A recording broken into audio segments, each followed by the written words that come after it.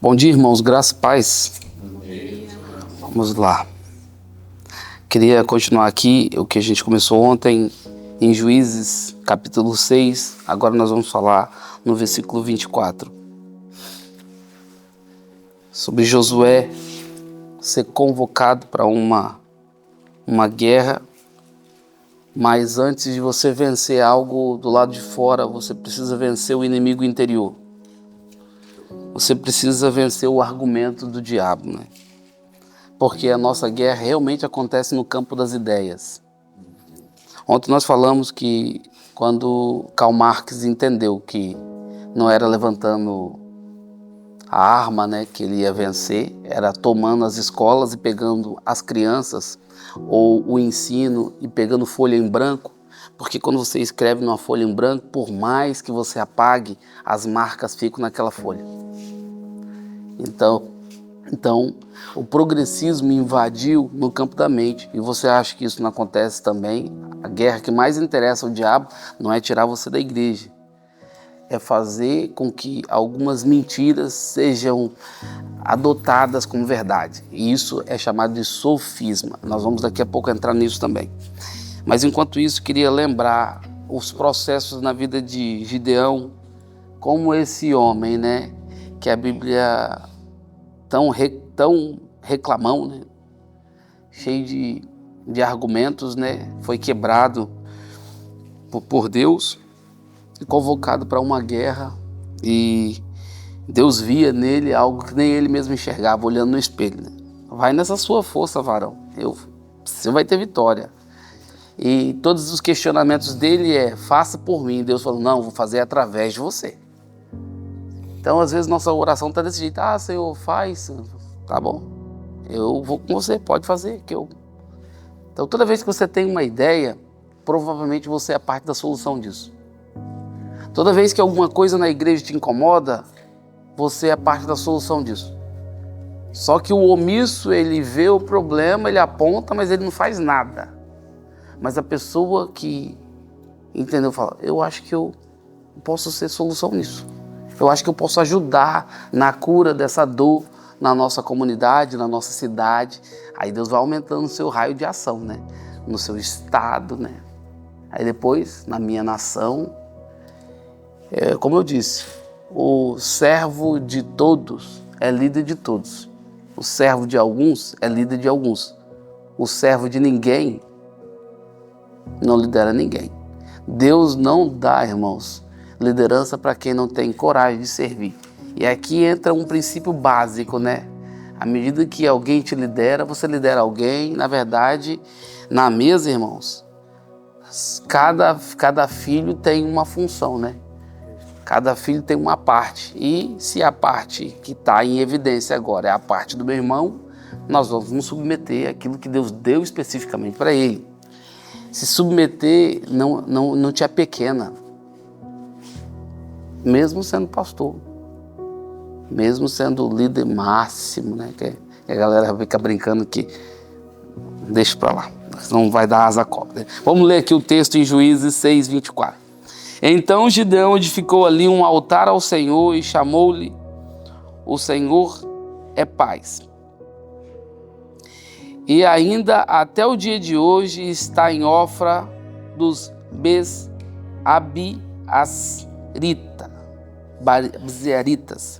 E aconteceu naquela mesma noite que o Senhor lhe disse, toma o boi que pertence ao seu pai e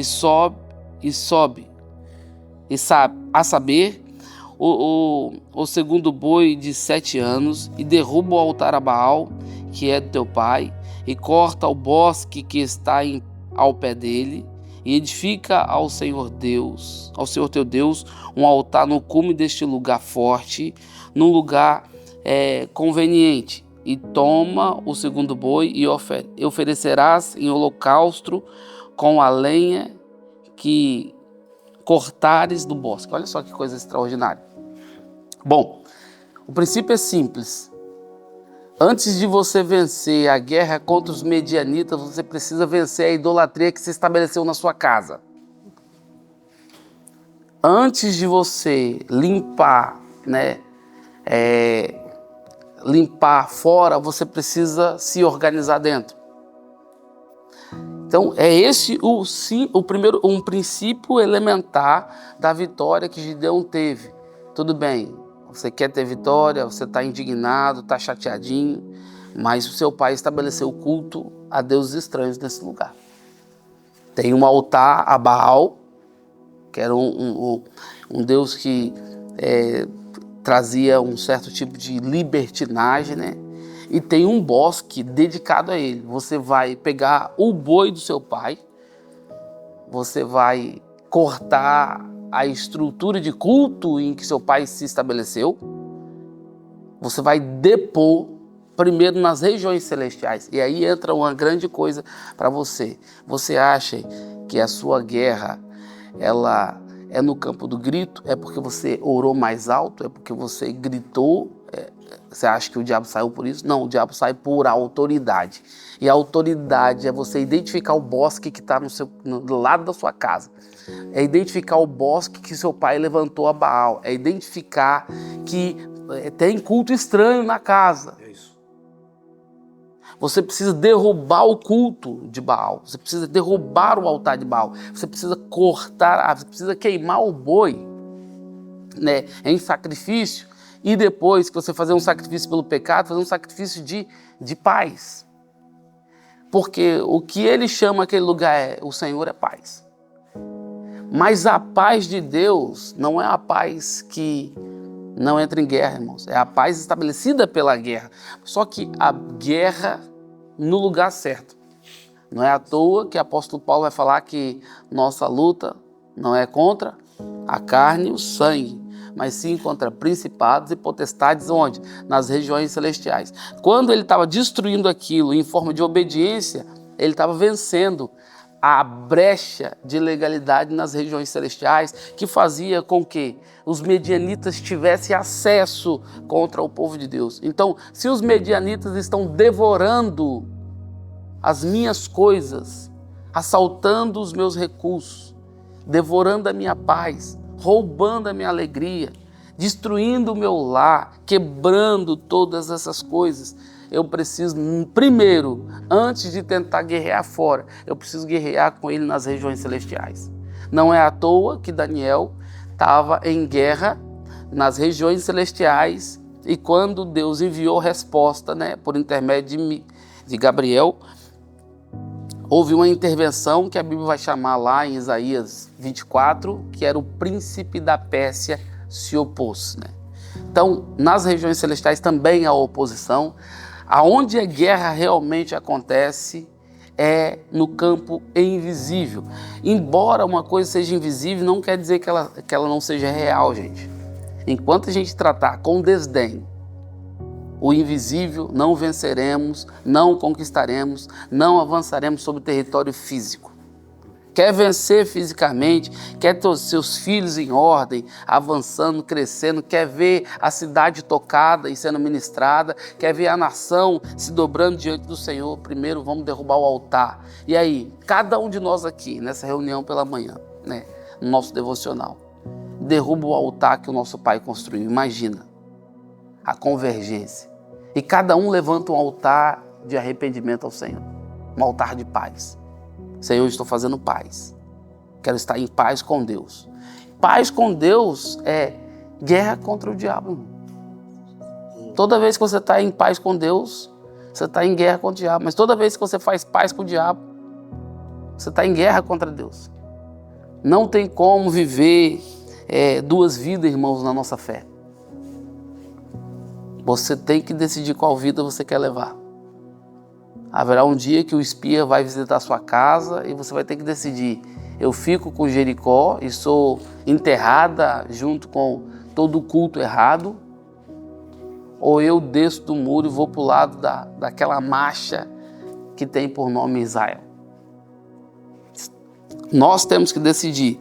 Então, primeiro, adore a Deus. Depois, segundo ato o segundo ato levantado pela vida de Gideão foi: derruba o inimigo de dentro de casa. Então, vamos adorar a Deus, vamos reconhecer Deus. Adorar a Deus é reconhecimento de quem Ele é.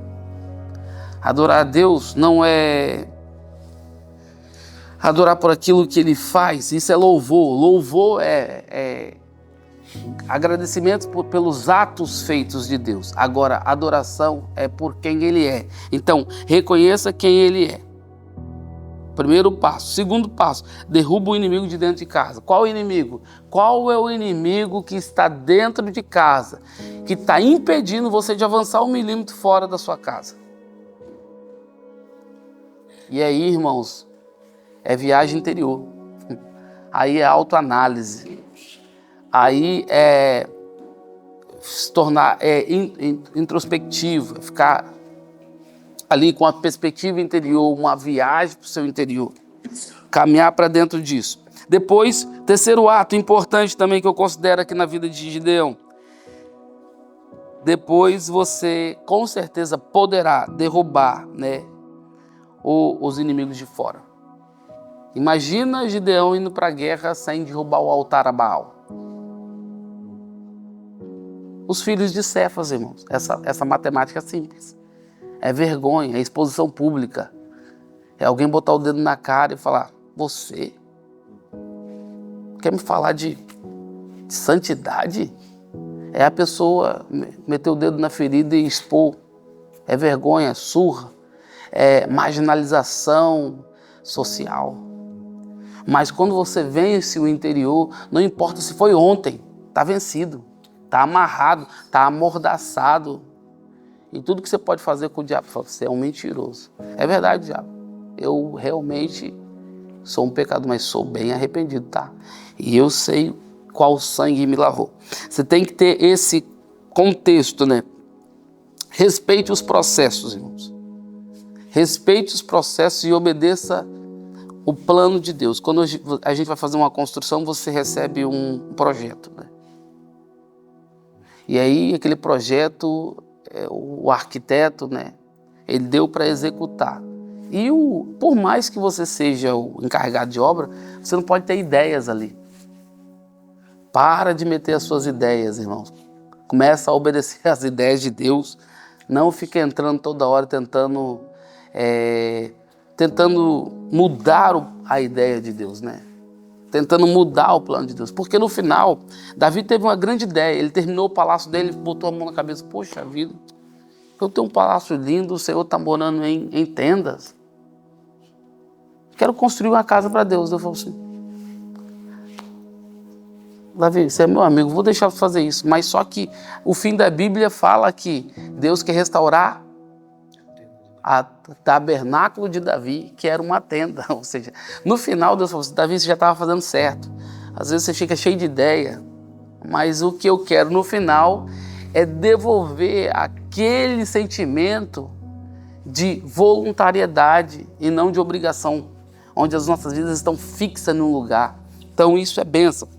Melhor lugar para esconder, irmãos, o melhor lugar para vencer os nossos problemas é abraçando a vida do outro e ajudando uns aos outros. Sabe quem sobrevive nesse tempo aqui, irmãos? Quem cuida, quem se importa, quem ora, quem convive, quem vive comunidade, quem vive família. Sabe quem não sobrevive? Quem não consegue manter uma relação, quem já está na 10ª igreja, e todas as outras as 9 que ficaram para trás não são boas, e logo essa 10ª também não será. Porque na verdade o problema não são as pessoas que estão no lugar, mas as que chegaram, porque chegaram doentes, porque não se libertaram, porque não entenderam, né, de alguma maneira que não entenderam que nós somos família, irmãos. E se for olhar para a perfeição, aqui ninguém pode olhar para lugar nenhum, né? A gente tem que olhar para o perfeito, né? Jesus. Toda vez que eu me vejo nesse lugar, eu olho para Jesus e falo, Senhor, me dê a sua paciência, me dê o seu amor, me dê a sua graça. Hoje eu vinha orando, né, no caminho e Deus me deu um sentimento. E eu falei, Senhor, eu quero o Deus que é alfa. Eu quero o Deus que é do princípio, o Deus que tirou o povo do Egito, abriu o mar vermelho de sinais, prodígios, maravilhas, de maná caindo do céu. Eu quero esse Deus. Eu quero, Senhor, eu estou lutando pelo ômega, eu estou lutando pela cidade santa, entrar pelas portas. Mas, Senhor, eu não posso perder o Emanuel, o Deus conosco. O prazer do caminho, o prazer no processo, o prazer de estar com Ele, ainda que você esteja andando no vale de sombra de morte. É esse que a gente está perdendo. Irmãos, todo mundo saiu, sabe de onde saiu, todo mundo quer chegar. Mas pode olhar, a maioria dos cristãos, dos irmãos, estão de alguma maneira decepcionados com o caminho. Estão escandalizados. Estão tristes, não seguram a celebração, não conseguem celebrar, não está conseguindo porque não está vendo Emanuel. E aí, irmãos, às vezes o Deus conosco, o Emanuel, o Deus agora, o Deus que faz o caminho com a gente está do nosso lado. A única coisa é que ele não é percebido. Porque a gente está tão fissurado no ômega que não notamos que ele disse que estaria conosco todos os dias até a consumação do século. Ou seja, o Deus que vai consumar, Ele vai estar com você no processo, mesmo nesses dias de angústia que você está passando. Mesmo nesses dias de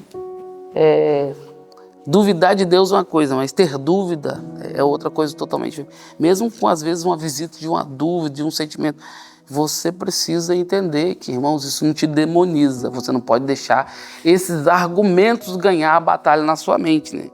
É essa a sua luta, e isso tem que ser a nossa luta. Gideão tocou na religião e na conduta de um povo. E por isso que as pessoas foram diminuindo, irmão. Toda vez que você tocar na religião e na conduta moral de alguém, poucas pessoas ficam. Isso é normal. Porque 32 mil, quando ele deu a primeira sacudida na árvore, meu amigo, 22 mil debandou.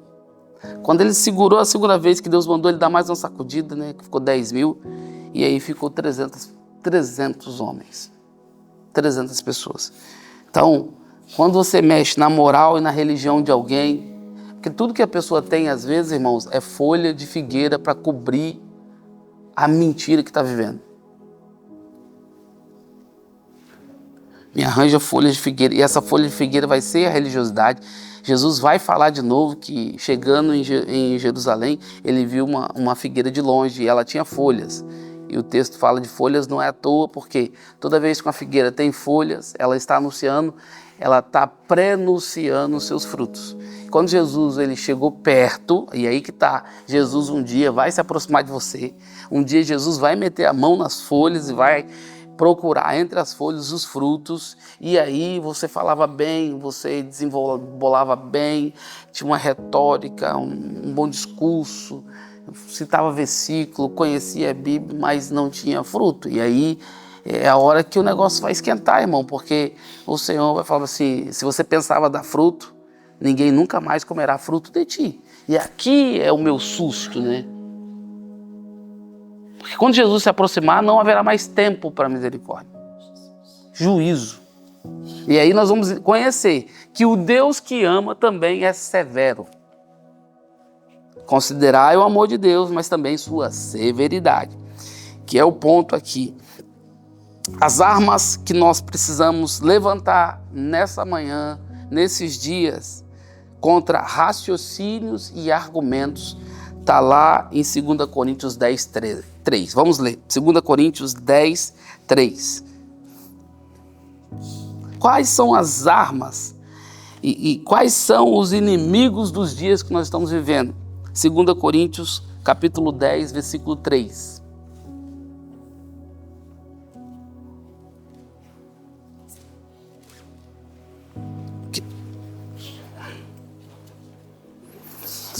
Diz assim: porque andando na carne, não militamos segundo a carne.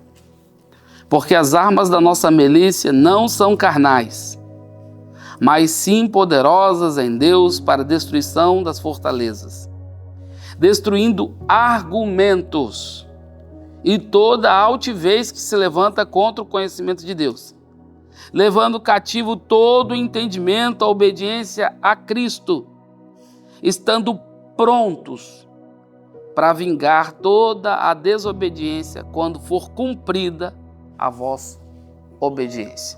E aqui ele dá a receita, a regra, né? A conduta, os princípios. Ele dá o inimigo, mas ele também dá a solução. Como vencer esses argumentos, como vencer esse raciocínio, como vencer esse sofisma. O que é um sofisma, pastor? Um sofisma é um pensamento distorcido que é tão bem explicado que se torna verdade para os outros e para você. Você jura de pé junto e sinceramente, mas está sinceramente errado. Isso é um sofisma. É quando um osso cola torto. É quando o osso cola torto. Está calcificado, mas está torto, está fora do lugar. Não está reto. E aí tem muitos ossos que quebraram, mas não foram colocados no lugar. Uma vez, né? Minha irmã quebrou o braço, e aí eu já tinha quebrado o braço pela 200 vezes, né? Quebrou o braço 5 vezes no mesmo lugar. E aí, já o médico já estava falando assim, ó, se você quebrar mais alguma vez, seu bracinho, ó, vamos ter que deixar você. Não sei se ele falou isso para assustar ela, a mãe, ou porque a menina sempre parecia com o braço quebrado no mesmo lugar. E sempre ela quebrava em 2, 3 lugares ao mesmo tempo. Teve uma vez que a criatura Joe quebrou o braço pulando corda, já era a 3ª vez, para a mãe não saber, dormiu a noite inteira com o braço quebrado em 3 lugares. Quando acordou, a noite inteira, quando ela estando febre à noite, a minha mãe levantou o braço estava dessa grossura. Aí corre para lá, e por isso que o médico estava realmente querendo cortar o braço dela. Eu achava que era a língua que tinha que ser cortada, mas não, o médico queria cortar o braço. Mas bom, houve uma vez que o braço colou, né, torto. Irmãos, por mais que seja doloroso para uma mãe ou um médico, sabe o que o médico teve que fazer? Teve que quebrar de novo. Às vezes você está vendo Deus te quebrando de novo, não é porque Deus te odeia, não. Deus está te quebrando de novo porque Ele quer te colocar certo. O grande perigo disso aqui é a gente interpretar o cuidado de Deus como sadismo. Deus é sádico, Deus está me torturando. Deus não está te torturando. Porque, para mim, a pior sentença que você pode receber é aquela de Romanos. Deus os entregou a um sentimento perverso, quando o Espírito Santo não fala mais nada com você. Esse é o perigo. Enquanto o Senhor está tentando quebrar seu braço, enquanto o Senhor está tentando quebrar os ossos que estão tortos, colocar no lugar, Ele não liga nada, você chorar um pouco. Porque a poda, irmãos, vai trazer saúde para a árvore. Mas vai doer, vai cortar, vai sangrar. E é nesse lugar aqui que a gente começa a entender. Como podemos derrubar a desobediência? Como nós podemos derrubar a desobediência? A desobediência, irmão, só pode ser derrubada com obediência. A desobediência só pode ser... pastor, é óbvio. Claro que é óbvio, mas por que a gente não consegue? Se é tão óbvio assim. Por que a gente está perdendo a batalha para esses lugares? Por que a gente está caindo em coisas que a gente devia já ter vencido? Pensa aí, derrubando a desobediência, quando cumprida a nossa obediência. Então, quer denunciar alguma coisa errada? Pare de correr para a internet ou para tentar falar isso e aquilo e mostrar o como você faz bem, como você faz bom, como você é santo. Só não fala como você faz, só faz. Estabeleça o que é correto. Se você colocar um prédio reto perto de um prédio torto, o prédio torto vai ficar evidenciado. Está torto. Por quê? Porque o reto está ali. Então, você já viu nas empresas, quando alguém honesto chega e quer cumprir as coisas, quer fazer, e aí ele recebe uma presença ali dos caras ali, na mobília da empresa. Né? Tem aqueles caras mobília da empresa, 50 anos de empresa. Aqui a gente não faz assim. Por quê? Seu comportamento correto expõe o comportamento errado. Então eles vão fazer de tudo para te queimar sua ficha. Você acha que isso aqui é sentimento perverso? São mecanismo diabólico. Por quê? Infelizmente, nós às vezes estamos usando armas carnais para vencer coisas espirituais. E aí a minha fala aqui é: as armas da nossa milícia não são carnais, irmãos. Eu lembro que uma vez que eu estava tratando um casamento já há muito tempo e comecei a notar que o marido adotou um sistema carnal para poder intimidar a mulher, né? Usando o mecanismo carnal para manter ali a esposa debaixo ali de influência. Por quê, irmãos? Quando você não tem autoridade, você começa a exercer intimidação através do medo. E ele pegou essa arma é carnal, essa arma é diabólica, essa arma não é de Deus. Porque a arma de Deus conserta seu sacerdócio, derruba o altar a Baal, corta as árvores, levanta a sua vida de fé e sua casa vai se levantar. Mas não, eu não quero cortar o bosque, eu não quero perder a minha relação com Baal secreta, então eu vou começar pela intimidação. E começou com aquelas armas de intimidação ali. Né? E como você sabe, irmãos, se vai pelas armas da carne, quem governa é Satanás.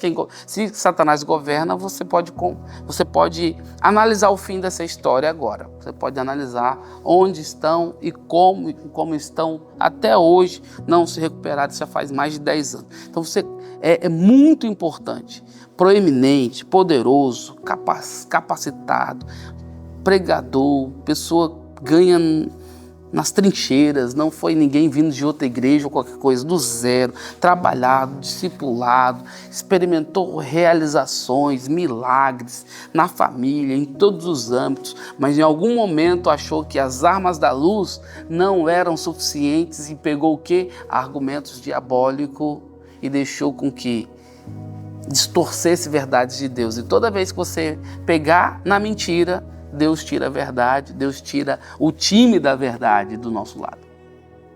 E aí, irmão, não sobra nada, você sabe muito bem.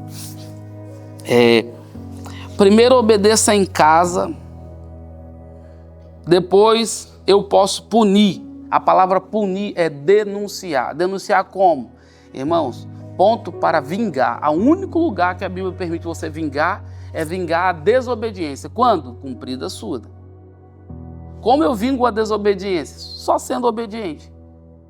Em outras palavras, Deus não está te dando autorização para você ser justiceiro, nem fazer juízo. Ele só está falando assim, seja justo.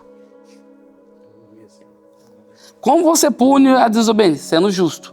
Porque naquele dia, o colega que não crê, convivendo com um santo filho de Deus, vai chegar à conclusão, pelo próprio pai, eu coloquei um filho meu do seu lado, para você poder observar. Ele não falou, às vezes, toda hora abertamente do meu nome, mas toda vida você observou o meu nome e a minha vida nele. Então você está achando que Deus te chamou para convencer alguém? Isso é obra do Espírito Santo, irmãos. Mas Deus te chamou para você ser um padrão. E aí eu vou voltar a dizer, atitudes também explica mais do que palavras, né? É o que eu chamo de linguagem corporal. Qual é a linguagem corporal que você está ministrando com essa atitude? Qual é o comportamento? O que está ficando? Porque eu posso estar falando uma coisa e fazendo outra. E o que vai ficar não é o que eu estou falando, é o que eu estou fazendo. Porque no fim a gente aprende mais com as atitudes do que propriamente com as falas. Isso aqui é muito importante a gente entender. Então, potestades e principados são firmados em argumentos e raciocínio. O diabo, ele não quer mais vir aqui e pegar no seu pescocinho de madrugada. Eu sei que alguns pescocinhos ele não consegue fazer isso. Não é fácil. Mas não é esse mais o objetivo do diabo. O diabo só quer, meu Deus, resento. Não é isso que vocês estão pensando. Será que é isso? Pronto. O que ele quer é que a gente vença no campo da mente. E o diabo não quer mais arrancar você da igreja, irmãos. Tira isso da sua cabeça. O diabo quer que você esteja dentro da igreja sendo divergente, porque o divergente vai impedir a obra de Deus avançar. Tá ali fazendo, nem o corpo morto, fazendo mesmo feitiçaria contrária, né? Tá morno ali, resistindo ali, adoecendo, né, o ambiente, né? Pastor, mas eu não concordo, cara. Não é sobre concordar.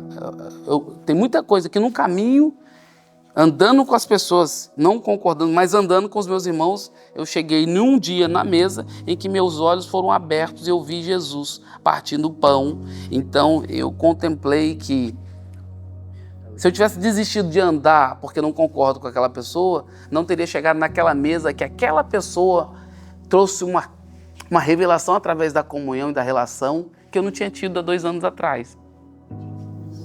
Então, quando a Bíblia fala, lança o teu pão sobre as águas, depois de muitos dias você achará, reparta com 7 até com 8, porque você não sabe que mal virá sobre a face da terra no dia da manhã, não é só sobre missão social, é sobre o pão, não desrespeitar a parte do outro.